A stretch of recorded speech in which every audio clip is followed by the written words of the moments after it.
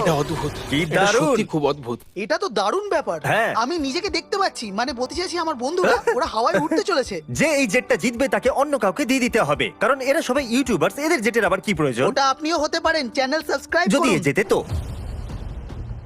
যেতে পারবো? তাহলে তোমাদের এই জেটটাকে কেমন লাগলো? এখানে 8টা সিট আছে আর তোমরাও আছো 8 জন, কিন্তু ওরার জন্য আমাকে এখানে বসতে হবে, তো যে কোনো একজনকে বাইরে যেতে হবে। তো যদি কেউ বাইরে যেতে চাও আমাকে বলতে পারো। ঠিক আছে জিমি। আমি কয়েক ঘন্টা জেটের ভিতরে এদেরকে একলা ছেড়ে দিয়েছিলাম, কিন্তু কেউ আউট হলো না, তাই আমি ওদেরকে প্লেনের চারিদিকে ঘুরতে বললাম। তুমি আগে যাও। ওহ না, আমাকে এই জেটের নিচ দিয়ে যেতে হবে। আমি এদিকে আসছি। কাউকে তো আউট হতেই হবে। তোমরা ভুলে যাওনি তো এই জেটটা কিন্তু পুরো $25 লাখ, আর এই মূল্যটা কিন্তু অনেকটাই বেশি। যদি আমার হাত এখান থেকে সরে তাহলে তো আমি গেলাম। চিন্তা করো না, এটা সরবে না। তুমি আমার থেকে দূরে থাকো। যতক্ষণ না কেউ আউট হচ্ছে আমি প্লেনে ঢুকবো না।